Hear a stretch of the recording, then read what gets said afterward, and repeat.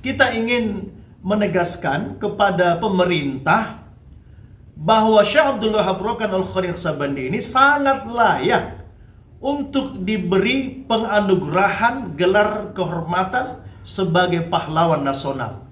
Karena beliau adalah selain wali Allah, ulama torekoh, ulama sufi yang masyhur, juga adalah pejuang kemerdekaan. Maka pada haul 1 abad Tuan Guru Syekh Abdul Wahab Rokan Al-Khadir Naksabandi ini, kita berharap semangat kita, para muhibbin, terutama para murid-murid Torekoh Naksabandiyah, untuk meneladani beliau, kemudian mendoakan Babu Salam Langkat agar terus menjadi rujukan Torekoh Naksabandi, menjadi pusat peradaban.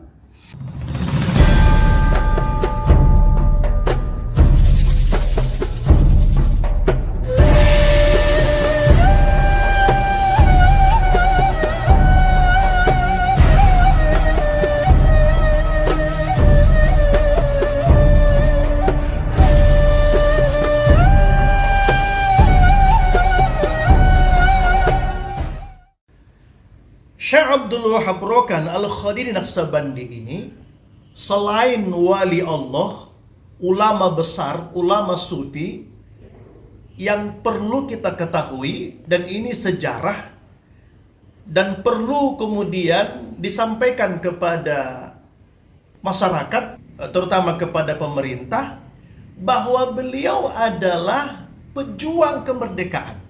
Beliau adalah termasuk perintis kemerdekaan.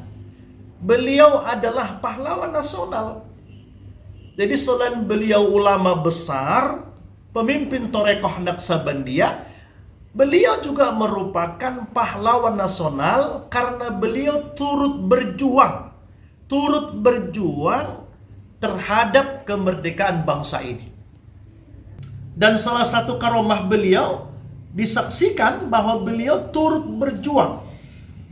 berjuang melawan Belanda, melawan penjajah, dan beliau dipotret dan foto itu dikirim kepada Sultan Musa di Langkat bahwa beliau adalah salah satu yang dicari Belanda karena turut berjuang melawan penjajah.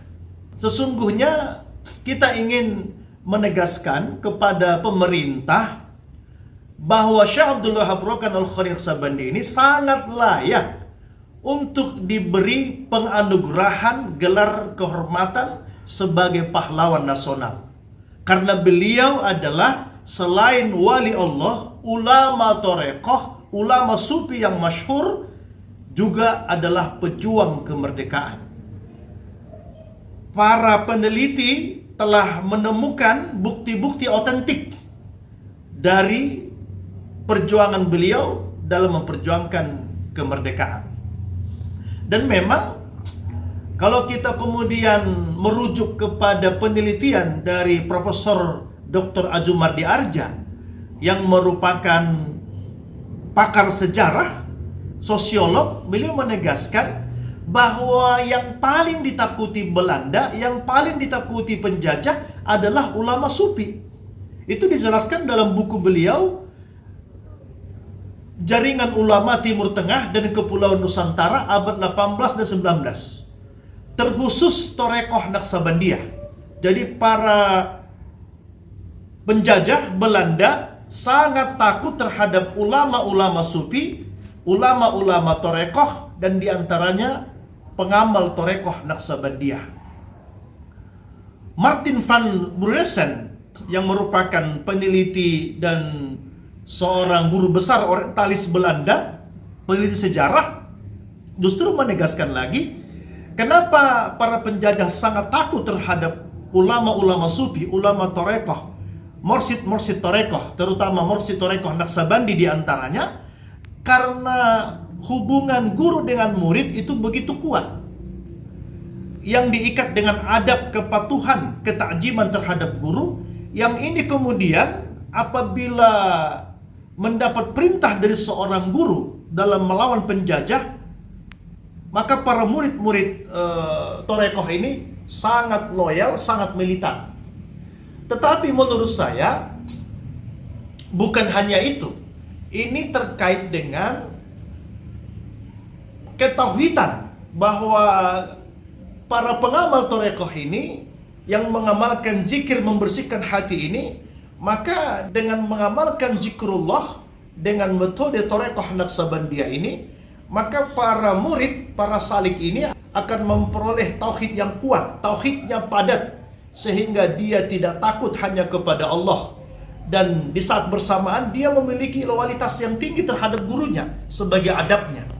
Jadi ketika para tuan-tuan guru melawan penjajah Belanda, tentu akan ditakuti karena mereka sudah memiliki tauhid yang kuat, tauhid yang padat, tidak takut mati karena dalam kolbunya hanya takut kepada Allah. Dan juga di saat bersamaan mereka sangat loyal, sangat setia dan militan terhadap gurunya. Maka ini yang ditakuti oleh penjajah.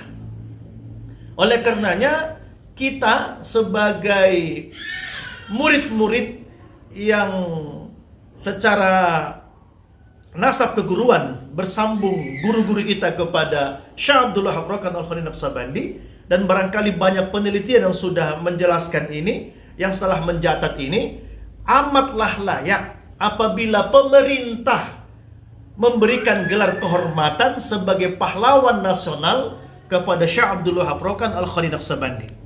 Karena selain dia ulama torekoh, ulama sufi yang masyhur, sebagai ulama sufi yang besar, wali Allah, beliau merupakan pejuang kemerdekaan yang turut berjuang melawan penjajah dan turut berjuang untuk memberikan pencerahan terhadap masyarakat, terhadap anak bangsa, mulai dari mendirikan masjid,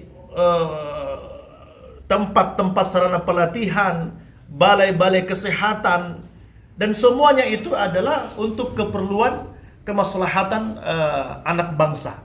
Sehingga demikian sangatlah layak Syekh Abdullah Hafrokan Al-Khani Naqsabandi ini untuk mendapat gelar kehormatan sebagai pahlawan nasional. Hubungan kerohanian kita dengan Syekh Abdullah Hafrokan Al-Khani Naqsabandi sangatlah kuat. Sampai kapanpun itu tidak akan mungkin terputus, apalagi hilang. Karena sanad keguruan kita, guru-guru kita itu bersambung atau berguru kepada Syekh Abdullah Hafrokan, dan Syekh Abdullah Hafrokan berguru kepada Sulaiman Zuhdi. Jadi silsilah keguruan kita bersambung kepada Rasulullah lewat jalur Syekh Abdullah Hafrokan, Tuan Guru Babus Salam, Tuan Guru pertama Besilam Langkat. Oleh karenanya kita harus memberikan pemahaman sejarah ini kepada jamaah-jamaah kita, kepada para mursyid-mursyid yang ada di berbagai daerah tentang hubungan kerohanian dengan Babus Salam Langkat, yakni Syekh Abdullah Hafrokan Al-Khani Naqsabandi. Ini perkara adab dan mahabbah. Jadi sampai kapanpun kita, apabila kita ingin torekoh, ajaran torekoh yang kita amalkan ini berbuah berkah, mendapat keberkahan dan mendapat kemuliaan di sisi Allah Subhanahu wa taala, yang perlu kita jaga adab, terutama adab terhadap ahli silsilah. Oleh karenanya adab dan mahabbah ini harus kita sampaikan kepada jamaah-jamaah kita, murid-murid kita, bahwa jalur silsilah emas torekoh Naqsabandiyah kita ini, mata rantai emas torekoh Naqsabandiyah ini adalah kita peroleh dari jalur Syekh Abdullah Hafrokan Al-Khani Naqsabandi. Ini adab dan mahabbah. Dan Syekh Abdullah Hafrokan Al-Khani Naqsabandi ini seorang wali Allah yang karomahnya berlimpah. Jadi kalau ada para tuan-tuan guru, para mursyid diberi Allah kemuliaan, tentulah tuan dan puan sekalian itu bagian dari keberlimpahan karomah dari Syekh Abdullah Hafrokan Al-Khani Naqsabandi. Karena dari situlah kita mendapatkan ilmu torekoh ini. Dialah pembawa ajaran torekoh sampai kepada kita dan sampai kepada generasi kita ke depan. Ini penting kita ketahui sehingga kemudian kita mengerti adab. Dari adab ini kemudian lahirlah mahabbah.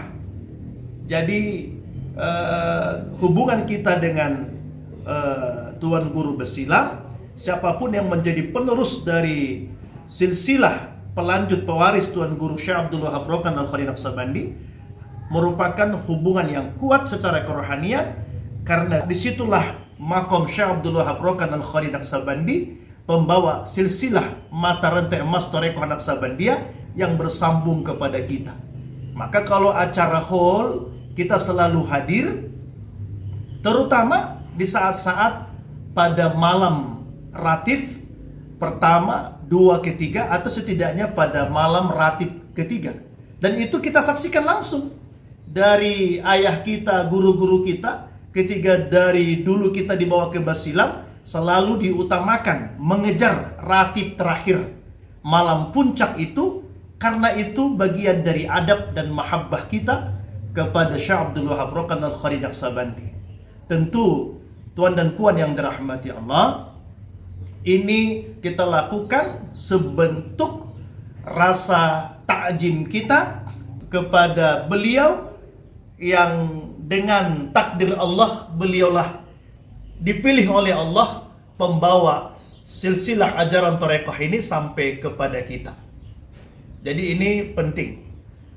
Maka pada haul 1 abad Tuan Guru Syekh Abdul Wahab Rokan Al-Khalid Naqsabandi ini, kita berharap semangat kita para muhibbin, terutama para murid-murid Thariqah Naqsabandiyah, untuk meneladani beliau, kemudian mendoakan Babus Salam Langkat agar terus menjadi rujukan Thariqah Naqsabandi, menjadi pusat peradaban, sangat sejalan terhadap penguatan sejarah di mana Syekh Abdul Wahab Rokan Al-Khalid Naqsabandi sebagai pahlawan nasional, sehingga kemudian para pengamal Thariqah Naqsabandi ini sangat kontributif, sangat berperan selain dakwah Islamiyah, selain menyebarkan agama, menyebarkan dakwah, mencerahkan spiritual umat, juga sangat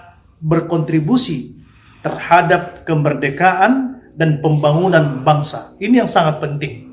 Siapa yang memuliakan para wali-wali Allah, para ahli-ahli Allah, para ahli zikir, ulama-ulama sufi, para pengamal-pengamal Thariqah, guru-guru kita, percayalah akan dimuliakan oleh Allah.